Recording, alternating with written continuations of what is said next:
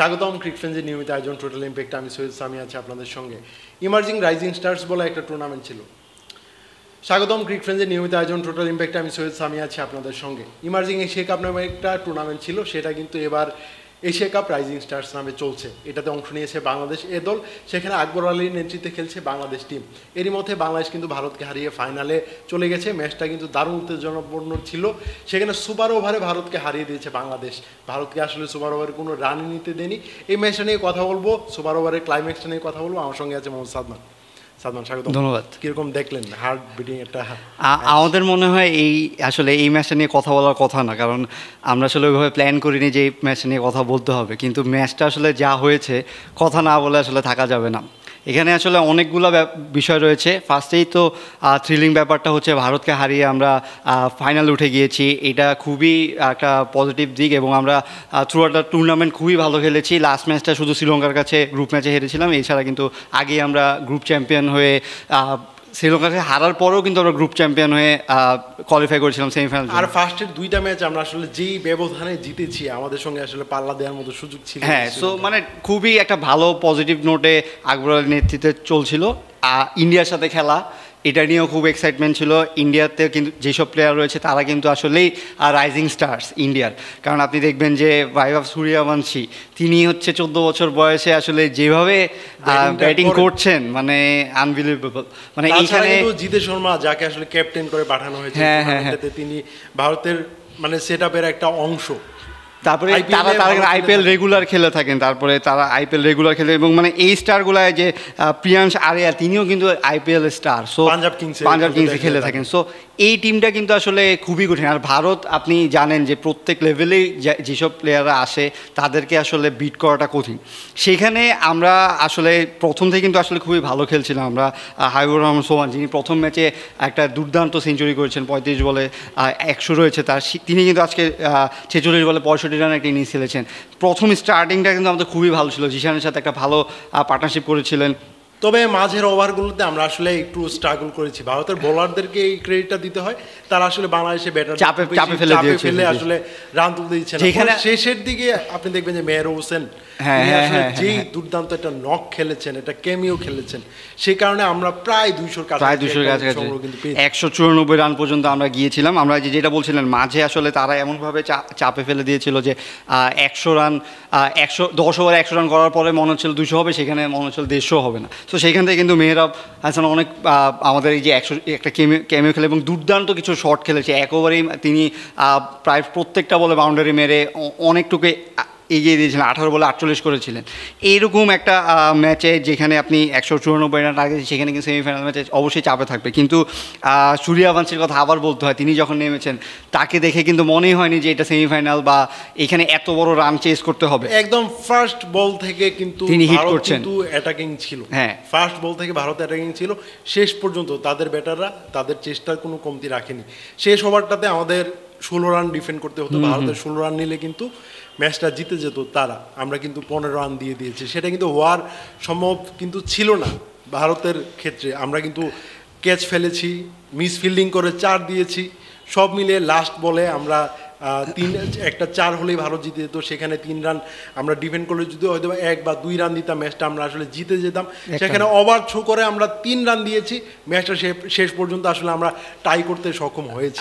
আপনি পুরো সামারিটা বলে দিলেন, কিন্তু ভিতরে কিন্তু আসলে অনেক কিছু হয়েছে। আমরা হ্যাঁ, কারণ এই ইনিংসটাতে, ভারতের ইনিংসটাতে আমাদের দেখে মনে হচ্ছে যে ঢাকার কোনো লিগের খেলা হচ্ছে। যেই টাইপের মিস্টেক হচ্ছে, যেই টাইপের ক্যাচ মিস হচ্ছে, আপনি আসলে আকবর আলীর কথা বলতে হয়, তার মতো কুল হেডেড একজন ক্যাপ্টেন, তিনি যেসব মিস্টেক করেছেন সেটা আসলে তার দ্বারা সম্ভব, সেটা আমরা আসলে আজকে না দেখলে বুঝতাম না। একদম লাস্ট ওভারে গিয়ে তিনি আসলে ক্যাচ মিস করেছেন না, পেনাল্টি মেট ওভারে 18তম ওভারে তিনি মানে ওই উইকেটটা নিলেই আসলে মোটামুটি পরের বলে তিনি হ্যাঁ উইকেট নিয়ে গেছে। কিন্তু মানে এই মিস্টেকগুলো আমি বুঝতে পারছি প্রেশার, কিন্তু তিনি একজন ওয়ার্ল্ড কাপ উইনিং ক্যাপ্টেন, তিনি under-19 world cup winning captain, তার এখন এতদিন ধরে ক্যাপ্টেন্সি করছেন, তার আসলে এই টাইপের প্রেশারে এই টাইপের মিস্টেক, এইটা এক নাম্বার মিস্টেক গেল। আপনি তারপরে দেখবেন যে জিসান আলম বাউন্ডারিতে এত ভালো ভালো ক্যাচ ধরেছে, কিন্তু বলছিলেন যে টুর্নামেন্ট জুড়ে জিসান আলম কিন্তু খুব ভালো ভালো ক্যাচ ধরেছেন, ভালো ভালো ক্যাচ ধরেছেন, আজকেও ভালো ক্যাচ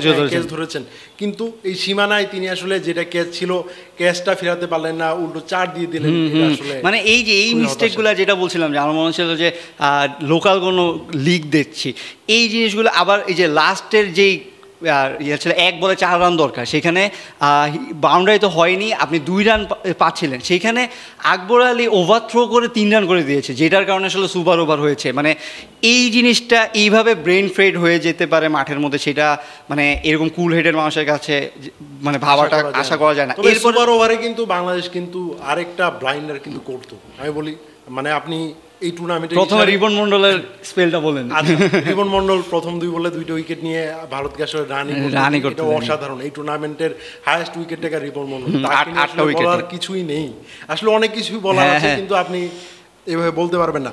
আমরা ব্যাটিংয়ে জিনিসটা কি করলাম এই টুর্নামেন্টে, আমাদের বেস্ট ব্যাটার হাবিবুর রহমান সোহান, জিসান আলম টুকটাক ভালো করছেন, আকবর আলী নিজেও ভালো করছেন, তবে আমরা আজকে মেহরব কিন্তু খুব ভালো করেছেন।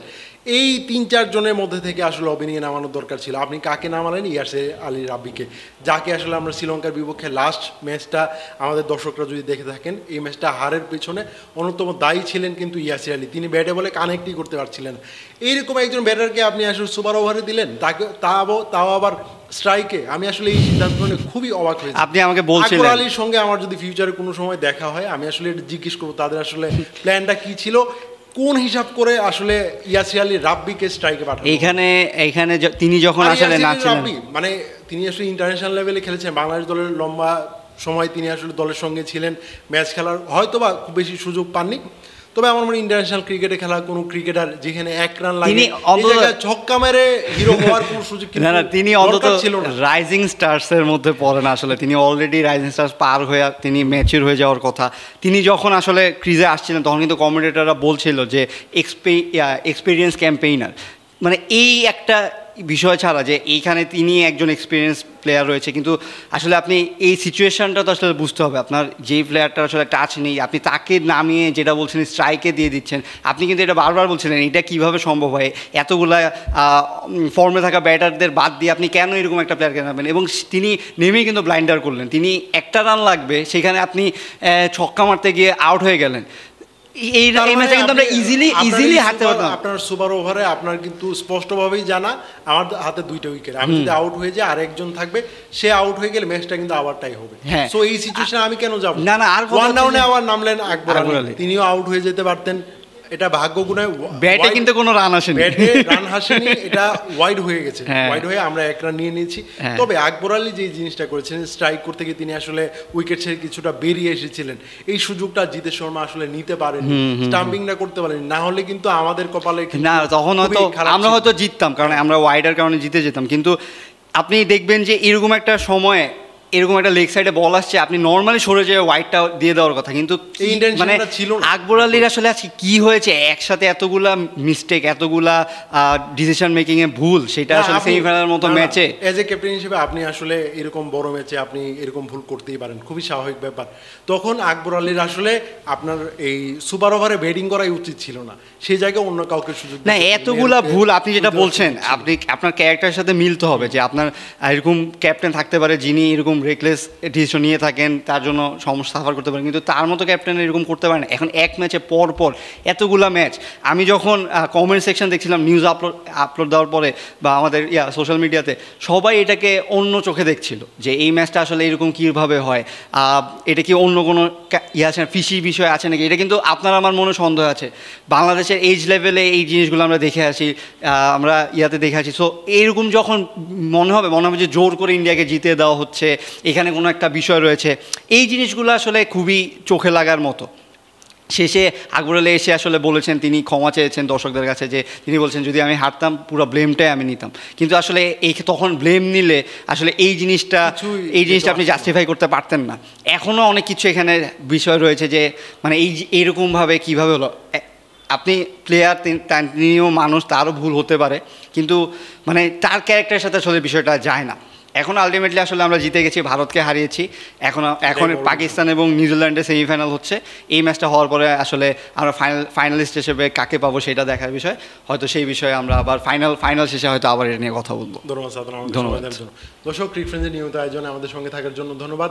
পরবর্তী কোনো পর্বে অন্য কোনো বিষয় নিয়ে আবার কথা বলবো, সেই পর্যন্ত আমাদের সঙ্গে থাকুন।